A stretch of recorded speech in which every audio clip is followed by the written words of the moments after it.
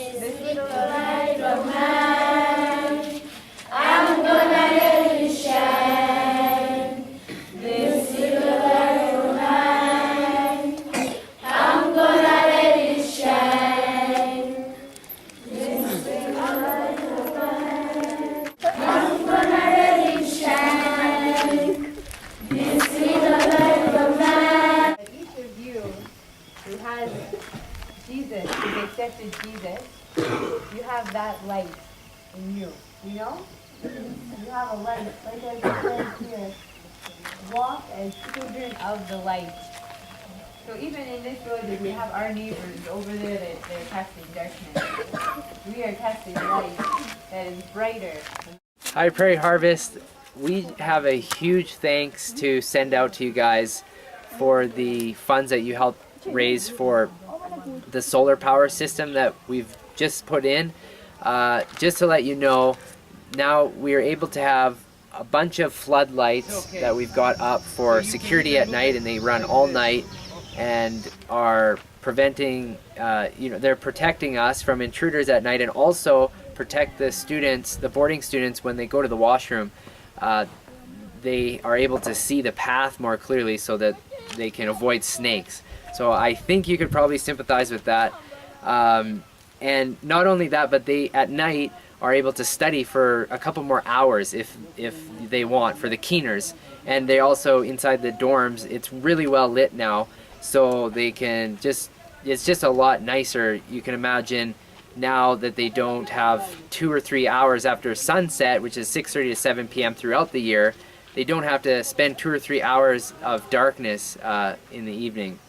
So it's just really good. And not only this, but we're going to be saving probably $50 a month. And not only that, but we don't have the inconsistent power which everyone else is on. This is just a really huge improvement from having nothing. One of our biggest prayer requests is the village we've moved into. I believe we were brought here for many reasons, but one so being that our neighbor happens to be a witch doctor. This is kind of an odd reality here in Uganda, and it's quite common. He's sort of like the neighborhood you want your husband to love you more, you are sick of something, anything. You want to get rich, you go to the witch doctor. And so, but there's been a lot of spiritual warfare, obviously, that goes with that.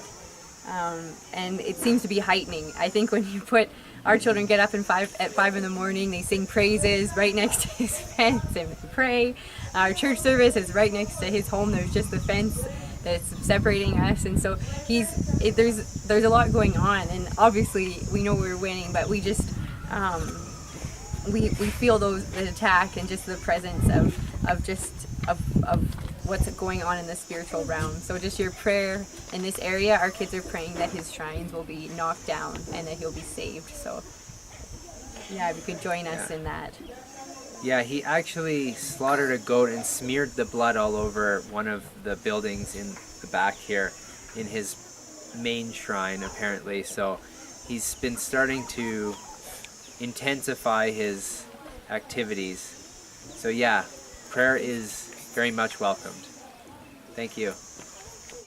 Yeah, one of the best parts about finally being at our own home is that we can invest in trees and shade for the future, and fruit and food for the future. 10 avocado trees. 150 papaya. 30 banana trees. 70 jackfruit trees. Also, we've planted about 2 acres of maize and a bunch of cassava and Eggplants, some tomatoes, some potatoes, some beans, some peanuts.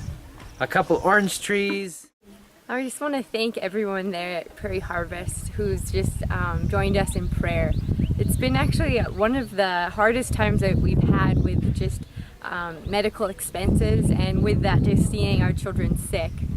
I know some of you, I posted about Isa Biye. He's a young boy, he's 2.5. A woman came to our site saying, you have to go see this boy, it is terrible. When I saw him, I just cried. So we went to this home. It was a small mud hut. The windows were just small and closed, and there was a door, and we opened up inside, and this young boy was there by himself. The father, we found out, was 16 years old when he had him. The mother abandoned. They thought he was cursed because Isa had hydrocephalus and spina bifida. So what that means is that the fluid couldn't drain from his head, so it just expanded, and the spina bifida made it so that he couldn't walk. And so the father, though he loved him, we learned, but he couldn't care for him during the day because he had to go and try to make money for them. So Isa would just be left inside this dark hut while his father was gone. Since then, though, we got to partner with Fahad, that's Isa's father, and Isa, and he's getting surgery, and we're going to continue with them as he grows so that they won't be alone. But that was one of the expenses that came up. We had Ruth, a little girl I know some of you have been praying for, who's had seizures. I just want to report back, she has been seizure free since that time. She had some treatment, and now we're just continually praying for her. We've had another girl, Winnie, who has a leg problem we're trying to get to the bottom of. We've had numerous malaria cases. We've had measles. We've had a motorcycle accident. It's been a really tough time, actually, in terms of just hospital trips and just seeing our kids sick. And so I just want to thank you so much. The prayers we really felt have made the difference. And so just thank you for joining. One of our biggest needs right now is monthly partners. We only actually have 20% of our monthly budget covered by monthly partners. So which means each month we're kind of, we're just praying. And we've been blessed to have different larger one-time donations come in that have helped us fill that gap when we need it. And we trust God that we've always had what we needed.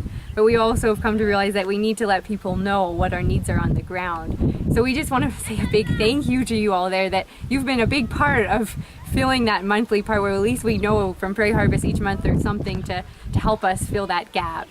But we're just praying and just hoping for a season of time where we know each month what's coming, so that now that we're at our new place, we can be investing on this ground, so that in the long run we won't need monthly partners. We will be sustained from within.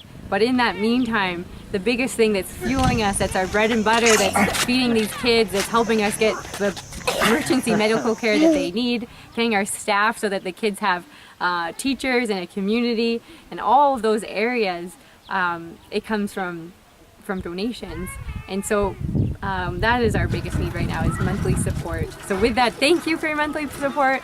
The vision, obviously, as Tara alluded to, is to eventually fund everything from within, with whether it's fruit trees, other agricultural products, business ventures, whatnot.